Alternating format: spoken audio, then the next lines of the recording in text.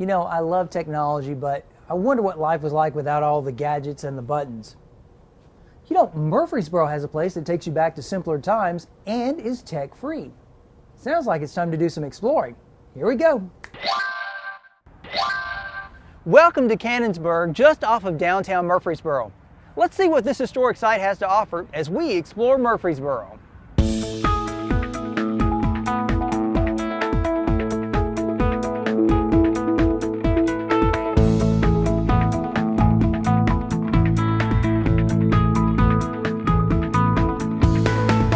Canonsburg Village is a recreation of what life was like in the late 1800s.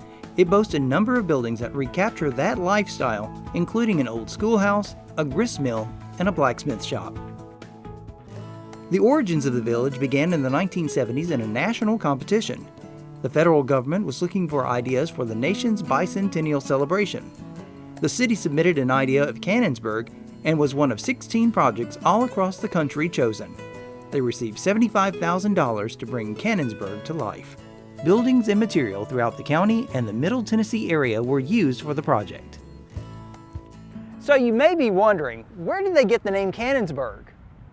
It was the original name of Murfreesboro, named after Minos Cannon, an early settler and father of the first Whig governor of Tennessee, Newton Cannon. So what are we waiting for? Let's go inside and explore.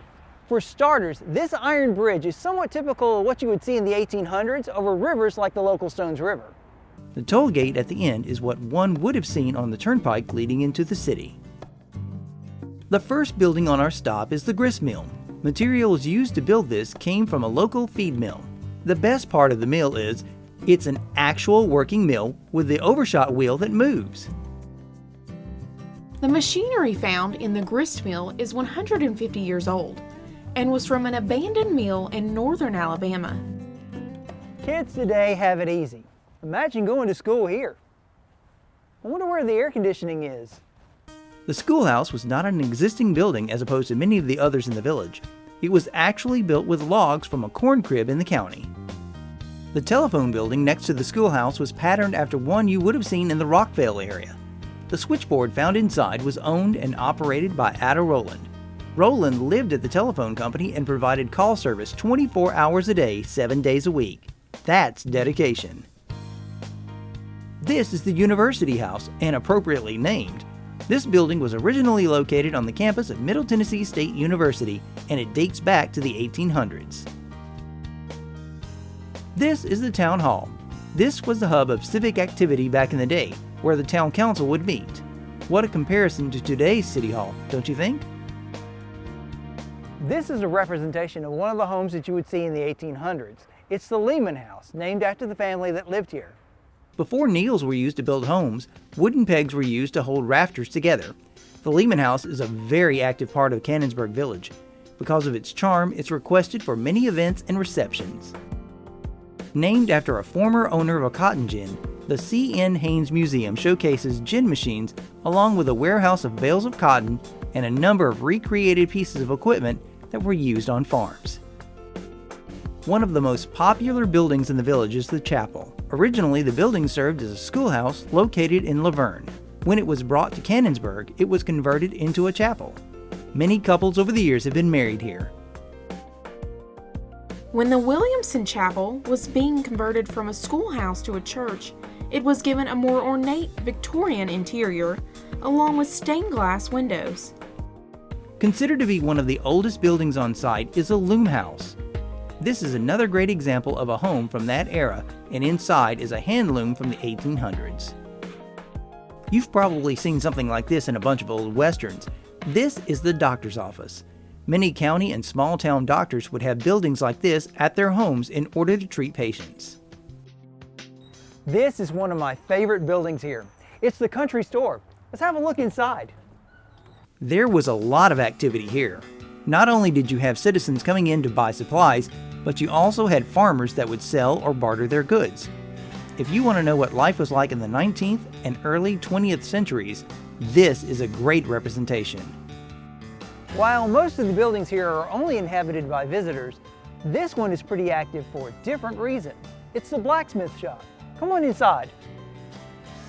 The Anderson Blacksmith Shop is home to the Rutherford County Blacksmiths Association, who are frequently seen honing their crafts. Blacksmith shops were a big part of life in the Middle Tennessee area in the 19th century.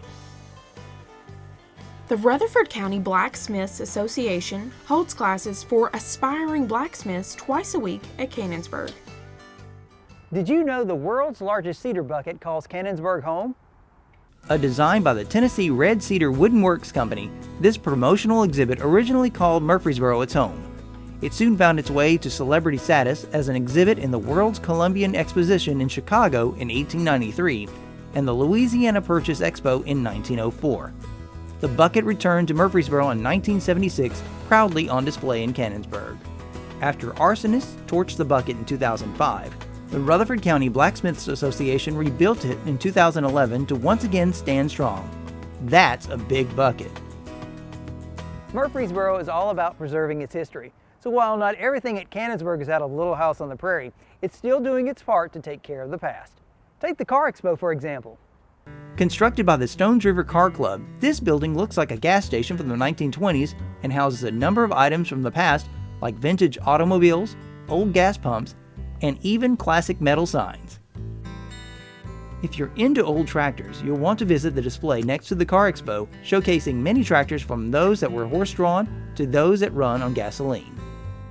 Not only do they preserve history here, the Murfreesboro Art League calls Canonsburg home with a goal of preserving and promoting local artists in the community. Now, before I go, I should probably tell you about a few of the activities they have here at Canonsburg. In addition to touring the village, Canonsburg hosts Pioneer Days, Harvest Days, a Friday night concert series, Christmas at Canonsburg, and the biggest event of them all, Uncle Dave Makin' Days, which sees thousands of visitors every year in July. So that's it, except to say if you haven't had the chance to explore Canonsburg, what are you waiting for? They're open Tuesdays through Saturdays, 9 a.m. to 4 p.m. from May 1st to December 1st. Call 615-890-0355 or visit the city's website at murfreesborotn.gov for more information.